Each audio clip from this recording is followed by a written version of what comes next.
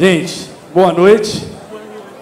Uma alegria estar aqui com vocês de novo, pregando. É um privilégio pregar aqui na nossa igreja, na Central. É uma responsa pesada. Eu tenho aí tido algumas oportunidades de viajar e pregar em outras igrejas. É uma bênção, é muito bom. Mas subir nesse palco aqui, pregar nessa igreja, que é a nossa igreja, é uma responsabilidade muito maior para mim. Me treme, me faz pensar, me faz meditar muito mais, me faz gastar muito mais tempo para preparar uma palavra para falar na nossa igreja. Até porque amanhã eu vou encontrar com vocês, né? Quando eu prego fora, eu não vou encontrar com o povo mais. Estou brincando, mas porque é uma honra mesmo. Eu sei do peso que esse púlpito aqui tem, dos pastores que aqui ministram, da seriedade de cada um que vem aqui. Então é sempre uma responsabilidade manter isso aqui. Então, como orar não tem contraindicação, queria que você abaixasse a sua cabeça aí em silêncio. Você falasse com Deus. Agora, sobre aquilo que você quer ouvir de Deus hoje. Qual que é a sua necessidade? Expõe a sua necessidade para Deus aí. Fala com Deus, Deus, eu quero ouvir sobre isso. Deus, fala com o meu coração, me dá uma resposta. Fala com Deus aí, rapidinho.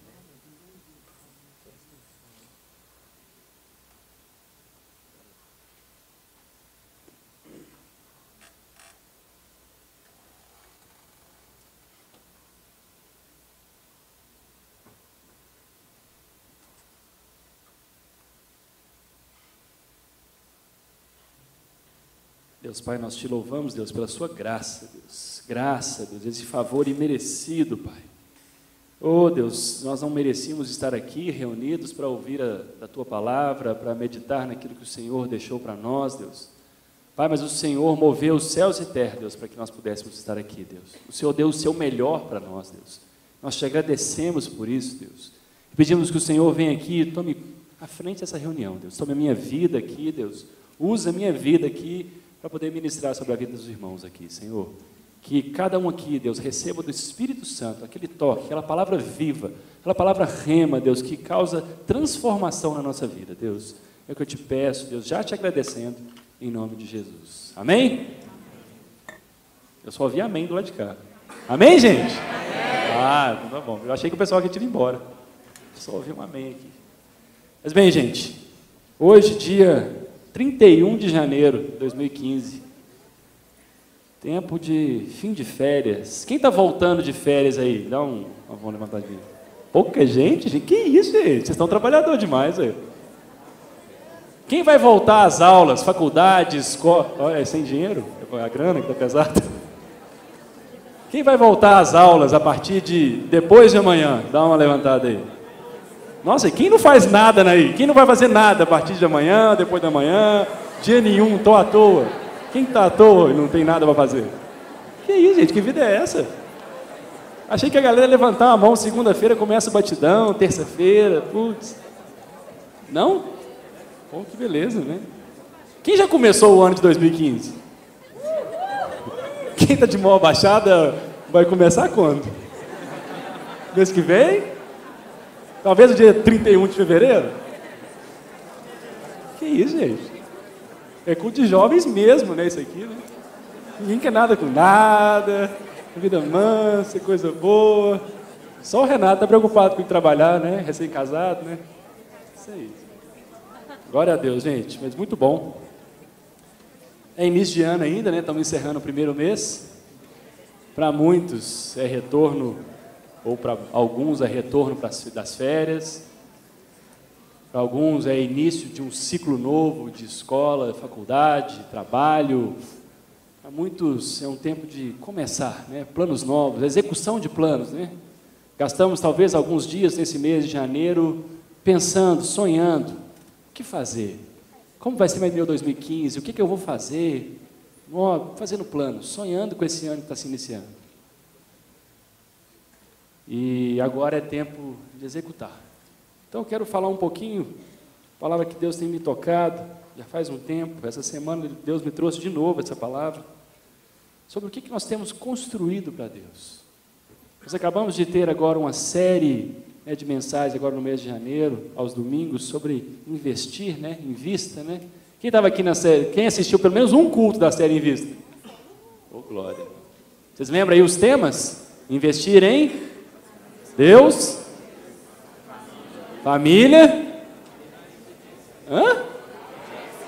palavra, igreja. Isso, exatamente. Investir nisso. O que eu vou falar parece um pouco, né? Mas eu vou falar um pouco do que nós devemos construir, usando 3 exemplos da Bíblia.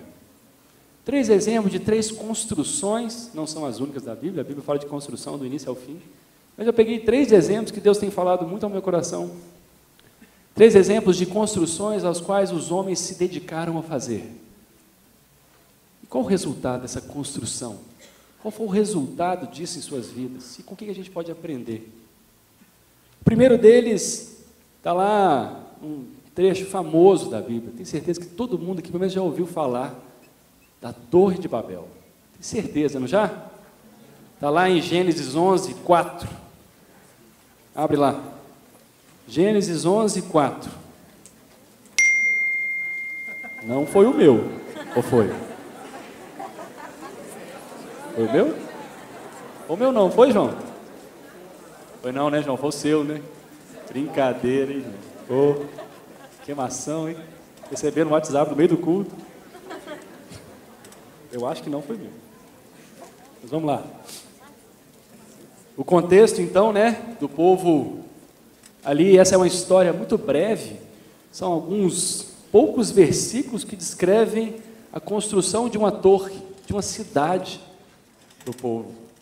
Um povo que parece que se rebela contra Deus e quer construir uma cidade, quer construir uma torre. E no verso 4, de Gênesis 11, aí, diz, depois disseram, né, aqueles homens ali que se reuniram, depois disseram, vamos construir uma cidade com uma torre que alcance os céus. Assim nosso nome será famoso e não seremos espalhados pela face da terra. Esse povo, esses homens, eles têm 3 objetivos ao construir essa cidade, ao construir essa torre. A famosa aí é a torre, né? A cidade a gente nem lembra. Eles construíram uma cidade com uma grande torre. Eles queriam fazer isso. E eles tinham 3 objetivos: alcançar os céus, ficar famosos e que não fossem espalhados. É o que esse versículo diz aí. Então eles queriam alcançar os céus. Quando ele diz alcançar os céus, a tradução pode querer dizer, né, depende da tradução que a gente pega, que seria alcançar não os céus, a atmosfera, né, não os céus onde estão as nuvens, mas o céu, morada de Deus. Céu, habitação de Deus. Eles queriam construir algo por sua própria força, por suas próprias obras. Eles queriam construir algo que alcançasse a habitação de Deus. Algo do qual eles poderiam subir lá e dizer, alcancei os céus, cheguei no céu, alcancei pela minha própria força e esforço mútuo aqui, juntamos todos nós e fizemos aqui com esmero e trabalho e alcançamos o céu, a habitação de Deus. Chegaremos diante de Deus ao construirmos isso aqui. Obrigado, irmão. Muito obrigado. Então, o primeiro propósito deles é alcançar os céus. Mas a gente bem sabe que toda a Bíblia diz que o homem não pode alcançar os céus pelas suas próprias obras. Dudu acabou de ler aqui, né, Efésios 2:8, que diz que é pela graça que nós somos salvos. É pela graça que nós alcançamos o reino de Deus. É pela graça que nós chegamos aos céus, não por obras, para que ninguém se glorie. Tem um que está sem beirada, aí ficou difícil. Meteu o dedão, vai ficar bem mal aqui. Mas então o primeiro intuito, a primeira vontade do coração do homem é totalmente contra aquilo que Deus diz. A primeira vontade daqueles homens ali, ao construírem a Torre de Babel, demonstra total divergência da vontade de Deus. A segunda motivação é que eles se tornassem famosos. Quem aqui já pensou em ser famoso? Levanta a mão baixinho para não passar muita vergonha nessa hora. Quem já pensou em estar num BBB? Essa aí ninguém levanta, né? Essa aí assim, né? Levanta assim, para a camisa assim. Eu sei, irmão, eu sei que já passou essas bobagens na sua cabeça. Eu sei. Eu sei que você já pensou nessa bobagem de estar num lugar daquele. Para quê? Quando alguém pensa em 15 pessoas, sei lá, 20, sei lá, tantos bananas lá, para estarem num lugar, expor suas vidas íntimas, expor sua intimidade, expor sua vida durante não sei quantos dias na televisão, sendo filmados 24 horas por dia, para quê? Para quê? Para ser famoso? Que coisa mais fútil do que isso? Famoso para quê? Para andar pelas ruas e as pessoas falarem: nossa, é o Rodrigo! Nossa, eu já vi ele andando eu já vi ele assim, né? Que coisa mais terrível. Vaidade. Vaidade. O rei Salomão escreve tanto lá no livro de Eclesiastes, tanto sobre vaidade. Tanto, perda de tempo. E quando ele diz isso, o rei Salomão diz isso, não foi qualquer um que disse. Foi o cara mais rico, descrito na Bíblia, talvez um dos mais ricos que já passou sobre essa terra. Dos mais sábios, dos mais famosos. Os povos todos ao redor dele, todos os reinos vinham até ele para se aconselhar com ele, tamanha era a sabedoria que ele tinha. Um cara famoso. Tinha tudo, teve tudo. E o que ele disse que isso tudo era vaidade. Como correr atrás do vento. Alguém que já tentou correr atrás do vento? Pegou alguma coisa? Gripe, né? Dava para pegar uma gripe. E um terceiro ponto, a terceira motivação para que eles construíssem, aqueles homens se dedicassem à vida ali para construir aquela torre que alcançaria os céus, além de serem famosos, eles queriam ali também que não fossem espalhados sobre a terra. Quando eu estava lendo esse texto, eu disse: gente, o que isso tem a ver? Por que esses caras não queriam ser espalhados pela terra, né? Ver todo mundo embolado, né? Junto, né? Em blocos, né? Mas algo muito claro está aqui.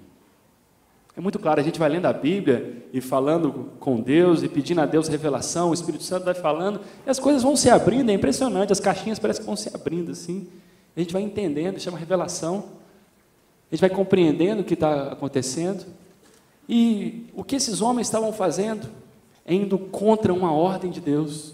Quando Deus cria o homem, ali no 6º dia da criação, para quem gosta de endereço, está lá em Gênesis 1, 28.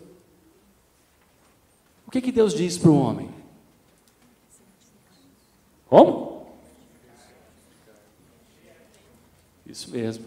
Multiplicai e enchei a terra. Enche a terra. Povoa essa terra. Se espalhem por toda a terra. Essa era a ordem de Deus para os homens. E o homem, em sua rebeldia, ignorante, né, de não saber a verdade, de se negar à verdade, ele queria se juntar, ele queria estar junto com todo mundo. Imagina milhões e milhões de pessoas, não, ninguém sai daqui, todo mundo junto nesse lugar aqui, e a terra toda que Deus fez, toda a expansão da terra, tudo que a gente hoje já conhece, os homens se negavam a se espalhar, eles se negavam a sair. Qual era o intuito? Não sei bem ao certo, mas a rebeldia é patente. A rebeldia do homem em não fazer a vontade de Deus é clara nesse tempo. Esses homens queriam construir algo que era totalmente contrário àquilo que Deus tinha para eles. Era totalmente contrário a todas as ordens que Deus tinha para eles. Eles queriam alcançar os céus pela sua própria obra. Eles queriam ser famosos, vaidosos, serem reconhecidos pelo que fizeram. Eles queriam afrontar a Deus, uma ordem clara que Deus tinha dado. E nesse primeiro momento, ou melhor, o que a gente enxerga, é o próximo versículo aí. O que Deus fez? Qual o resultado dessa obra? Qual o resultado do empreendimento desses? De alguém que quer alcançar os céus pelo seu próprio esforço, Alguém que quer a fama, alguém que quer ser conhecido nesse mundo pelas suas obras, por aquilo que ele faz. Aquele que quer desobedecer a Deus veementemente, frontalmente. Não, Deus mandou ir para lá, eu vou ir para cá. Qual que é o resultado de uma obra dessa? Qual que é o resultado de uma obra dessa? Vamos lá no verso 6. Verso 6 aí. E disse o Senhor, eles são um só povo, falam uma só língua, e começaram a construir isso. Em breve nada poderá impedir o que planejam fazer. Venham, desçamos e confundamos a língua deles, para que não entendam mais uns aos outros. Assim o Senhor os dispersou dali por toda a terra e pararam de construir a cidade. Uma obra dessa, uma obra que só afronta a vontade de Deus, uma construção dessa, só tem um resultado possível: a destruição, pelo próprio Deus. O próprio Deus vai frear essa obra. O próprio Deus vai parar isso. A mão de Deus vai se levantar contra isso. Isso leva a pensar: o que temos construído? O que você tem construído na sua vida? Ao que você tem dedicado seu esforço, sua juventude, sua saúde, seu entendimento, seus dons, a construir o quê? A construir o quê? Algo que vai de encontro à vontade de Deus? Algo que honra a Deus? Ou como os homens de Babel, que afastam, vão contra, afrontam, querem ser reconhecidos por afrontarem a Deus? O que nós temos construído para Deus? Num outro ponto, um outro homem, que também se dedicou a construir algo, também de forma bastante estranha. Vamos lá em 2 Samuel, capítulo 18, verso 18.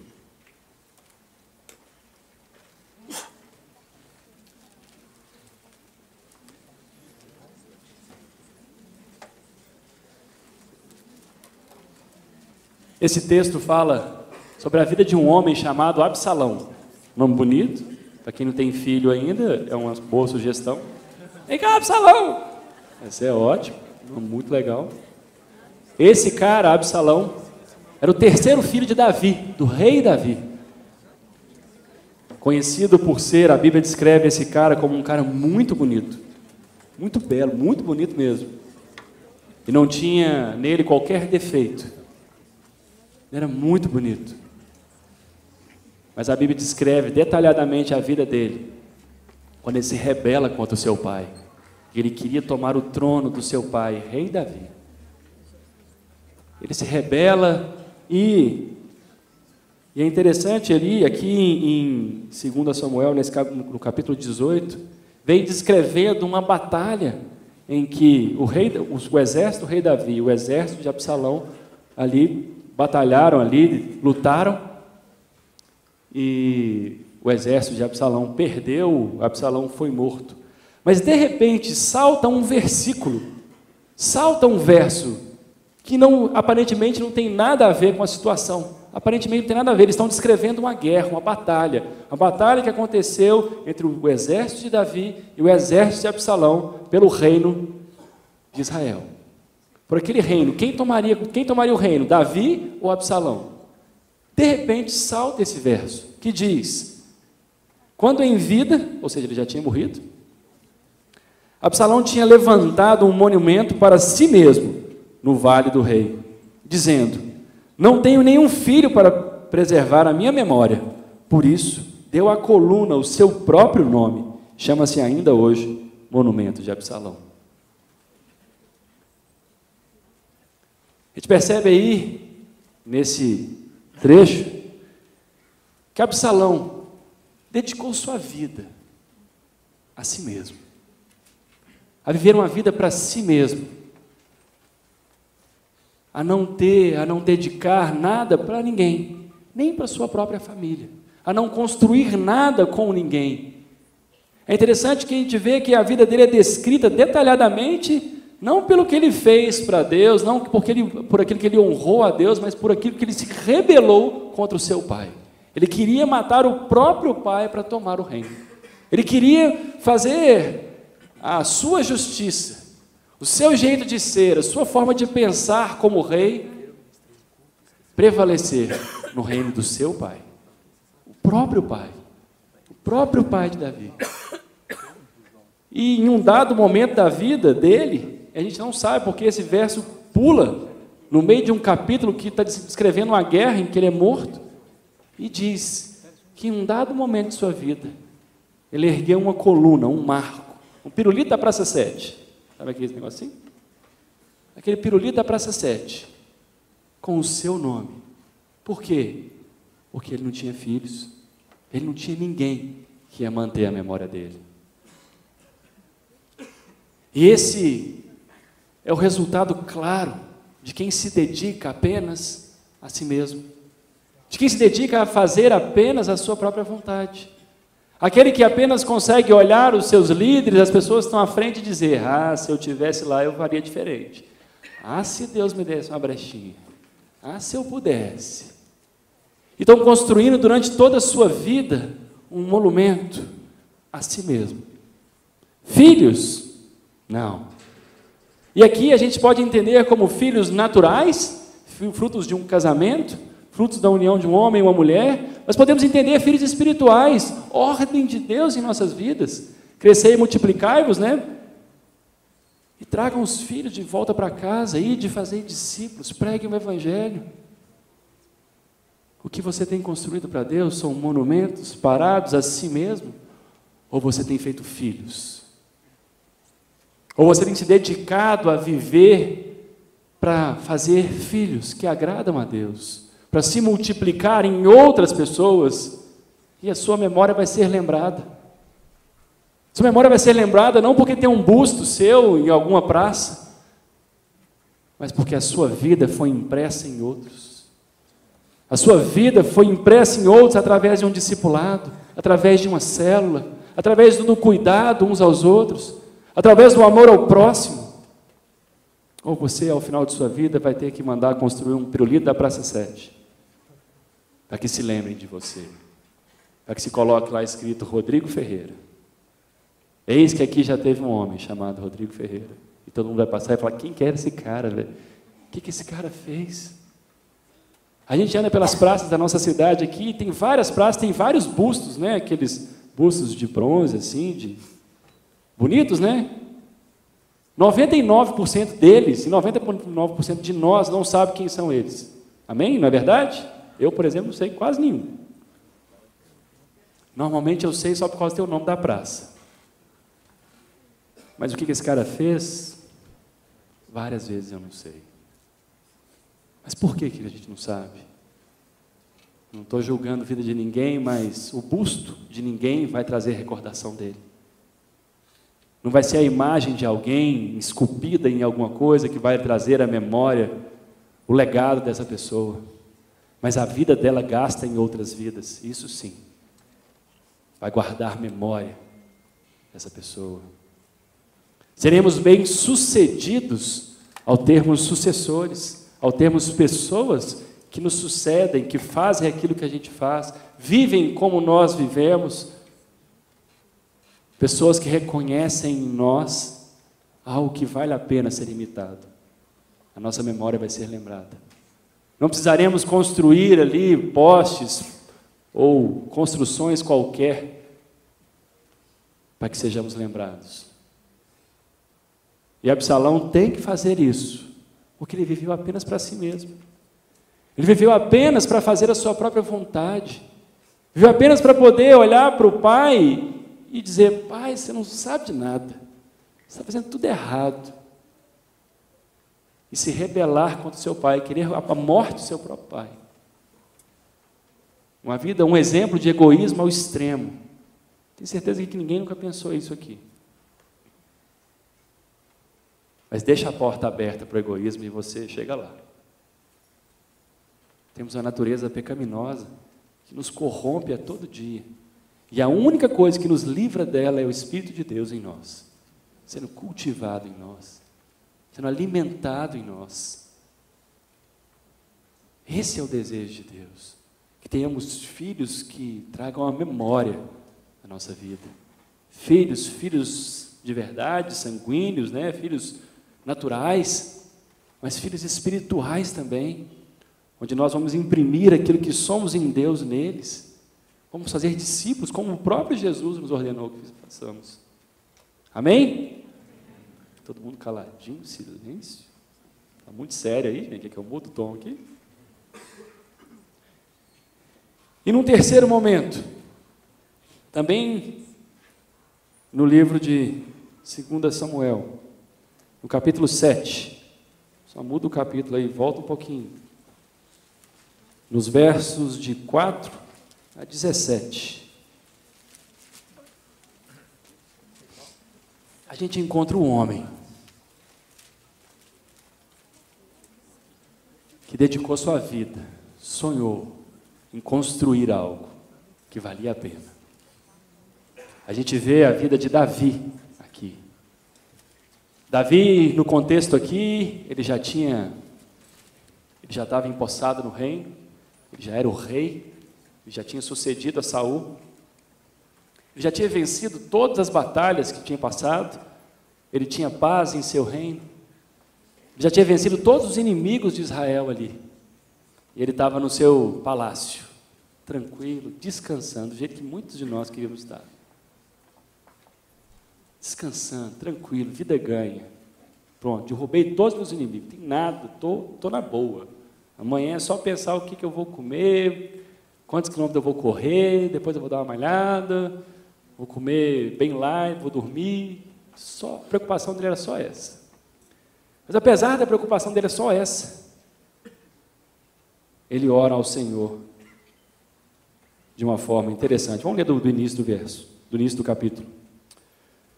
O rei Davi já morava em seu palácio, e o Senhor lhe dera descanso de todos os seus inimigos ao redor. Já estava tranquilo, estava em descanso já. Descansa aí, filhão, você já ganhou tudo. Certo dia ele disse ao profeta Natã: aqui estou eu morando num palácio de cedro, enquanto a arca de Deus permanece numa simples tenda. Ele já começa a se sentir mal em olhar, poxa, eu estou aqui nesse prédio bacana aqui, de cedro, né, que era a madeira mais nobre que eles tinham ali na região. O palácio dele era todo de cedro, mas a arca do Senhor, aquilo que simbolizava a presença de Deus no meio do povo de Israel, estava numa tendinha, igual, sei lá, não, mentira, igual não, mas pensa naquela casinha ali, que a gente falou dos donativos ali, uma tendinha daquela ali, e a gente nesse prédião bacana. E a presença do Senhor, aquilo que significava a presença do Senhor, numa barraquinha, ali do lado. E Davi não fica satisfeito com isso. E Natã respondeu ao rei: faze o que tiveres em mente, pois o Senhor está contigo. E naquela mesma noite o Senhor falou a Natã: vá dizer ao meu servo Davi que assim diz o Senhor: você construirá uma casa para eu morar? Não tenho morado em nenhuma casa desde o dia em que tirei os israelitas do Egito. Tenho ido de uma tenda para outra, de um tabernáculo para outro. Trocando de tendinha, né? Vai para essa tenda, vai para aquela outra tenda. Desde que Deus tirou o povo do Egito, da escravidão do Egito, a arca, a presença de Deus, ela era guardada numa tendazinha, uma coisinha lá de lona, de cortina, muito bem feita, a Bíblia descreve muito bem feita, mas era uma tenda, não era uma casa.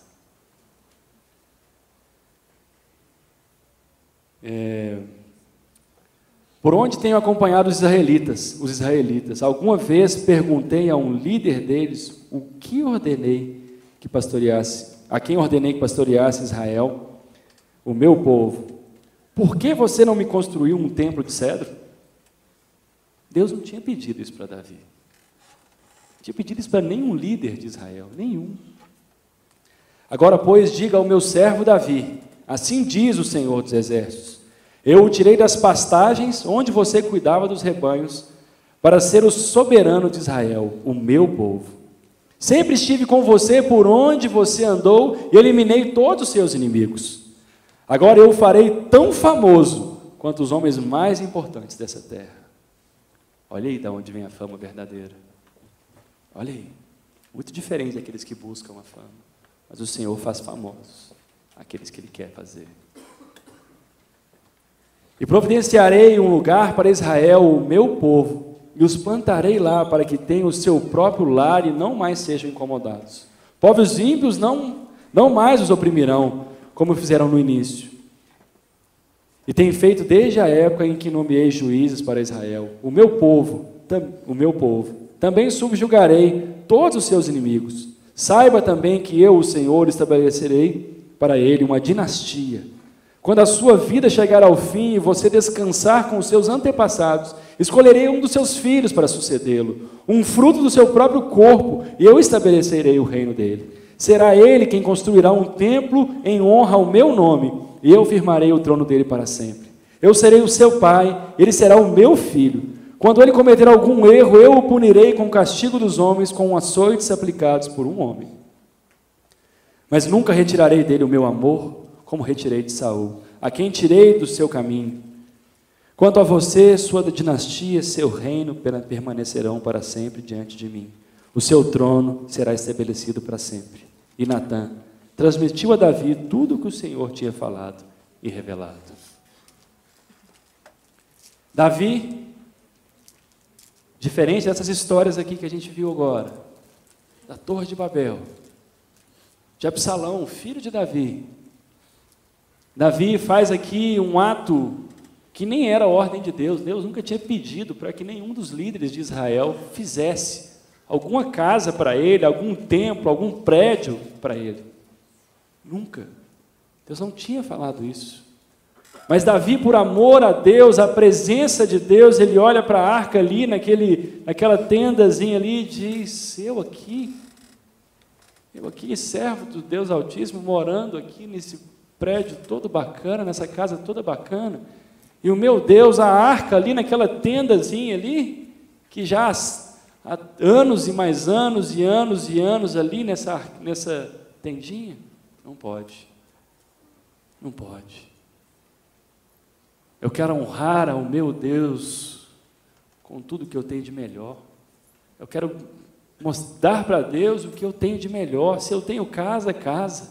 O que eu tenho, eu dou. E Deus o honra, o torna famoso, não porque ele ambicionou a fama, não porque ele desejou a fama pela fama, não porque ele andasse pelas ruas e fosse reconhecido, ele já era. Por quê? Porque ele era um homem de Deus, porque ele andava segundo aquilo que Deus o chamava a fazer, e ele já era reconhecido por isso. Até hoje o povo de Israel reconhece o rei Davi como o maior dos reis. Aquela estrelinha azul que tem lá na bandeira de Israel é a estrela de Davi. Até hoje. Promessa de Deus, Deus disse: eu farei você o homem famoso, jamais vão se esquecer do seu nome. Eu não retirarei de você a dinastia, o teu trono aí, o seu trono, o poder e tudo, eu garanto, porque você me honrou. Olha o resultado de uma vida investida no reino, é honra. Honra a quem é devido honra. E Deus investe num homem que queria construir o melhor para Deus. Alguém que queria dar o melhor para Deus. Alguém que não se dignava em andar com a vida tranquila, vendo a obra de Deus em farrapos. Alguém que teve por privilégio não só o fato de ter Salomão e os seus outros descendentes como rei de Judá. Não só esse foi o seu privilégio, mas ter em sua descendência contado o Rei dos Reis, o Senhor do Senhor. Ter em sua descendência contado Jesus. Contado em descendência humana, o Senhor Jesus. Aquele a quem o Senhor jamais se esqueceu. A alegria da nossa vida, de uma construção da nossa vida, daquilo que nós vamos nos dedicar, não é exatamente o resultado que vai dar. Não importa, porque apesar de Davi ter toda essa honra, tudo, não foi ele que construiu o templo. Quem construiu o templo foi Salomão, seu filho. Mas a grande glória, a grande alegria não é o próprio resultado em si da obra sendo feita, mas o fato de Jesus ter entrado na sua descendência, o fato de Deus ter embutido em sua descendência aquele que salvaria a humanidade. E aquilo que vale a pena nós construirmos em nossa vida, em nossa história, tem que ter encaixado Jesus em nossa descendência. Jesus nos filhos em que geramos, sejam eles espirituais ou naturais. O que vai gerar em nós e fazer de nós homens e mulheres lembrados, o que vai fazer de nós homens e mulheres com obras concretas que vão trazer sentido para a nossa vida, é o fato de termos Jesus embutido na nossa história. Isso tornará nossos nomes famosos. Isso tornará a nossa descendência eterna. Isso colocará os nossos descendentes diante do trono do Senhor. Isso sim fará a nossa vida valer a pena. Isso sim vai trazer sentido ao investimento que eu tenho que fazer na minha vida. Falamos agora 4 domingos sobre investir. E agora eu venho falar com você sobre o que construir na minha vida, agora num ano novo que se inicia, num tempo novo. Como que nós vamos pensar? Qual é a nossa decisão? Qual é a nossa opção em que vamos investir na nossa vida? Seremos como aqueles de Babel, que construíram para alcançar a glória pelo seu próprio esforço, para que se tornassem vaidosos, descumprindo a ordem de Deus? Ou seremos como Absalão, rebeldes, vivendo para o nosso próprio interesse? Meu próprio interesse, importa que eu seja feliz, eu mereço ser feliz. Toda hora a gente vê essa frase por aí. Toda hora a gente vê essa frase, eu mereço ser feliz. Ah não, eu mereço ser feliz também. A nossa obra, a obra da nossa vida, seremos reconhecidos, seremos lembrados ou não lembrados, porque vivemos uma vida para nós mesmos, como Absalão viveu? Ou viveremos uma vida como Davi, que almejou construir grandes coisas para o Senhor, almejou construir grandes obras na obra do Senhor, e investiu ali tudo que ele tinha na obra do Senhor, e embutiu em sua descendência o Rei dos Reis, aquele que disse e escreveu, pelas mãos do apóstolo Paulo, claro, mas disse e escreveu, Efésios 2:8, que o Dudu leu aqui. Somos salvos pela graça, mediante a fé em Cristo Jesus, não por obras, para que ninguém se glorie, não por obras, para que ninguém se glorie. Foi Ele que nos presenteou, e Ele pode mudar a nossa história, Ele pode fazer e trazer motivo, trazer justificação, sentido, propósito para aquilo que vamos investir na nossa vida. É isso que traz na minha vida sentido. Desde que conheci ao Senhor, não tem nada mais que faça sentido em minha vida que não seja investir nele. Não sou perfeito, claro que não, tenho muito a entregar, muitos conflitos, mas é isso que me move. É um dia ser encontrado diante do Senhor e Ele me dizer: servo bom e fiel, foste fiel nesse pouquinho que eu coloquei na sua mão, sobre o muito eu vou te colocar, entra para o gozo. Quem almeja um dia ouvir isso do Senhor? Glória a Deus. Esse é o propósito de Deus, isso é o que vale a pena investirmos. Você quer um ano de 2015 diferente? Quer? Você quer um ano de 2015 de vitória, de graça, de glória, muito diferente do que foi 2014? Invista na obra do Senhor. Invista em colocar o Senhor Jesus na sua história. Invista em aplicá-lo em sua história e a sua descendência vai ser diferente. O seu legado, a sua sucessão, né, os seus que vão vir depois de você, será completamente diferente. Seu nome será lembrado. Não porque você foi um grande homem, exatamente, mas porque tinha um grande Deus na sua vida. Amém? Eu queria que você fechasse seus olhos e pensasse. E fizesse agora uma oração, escolhendo se consagrar a Deus ou não. Está na sua mão, está diante de você essa opção, de se consagrar, de se separar diante do Senhor. Consagrar-se é se colocar separado, é uso exclusivo do Senhor, como aqueles utensílios que eram usados no templo e no tabernáculo.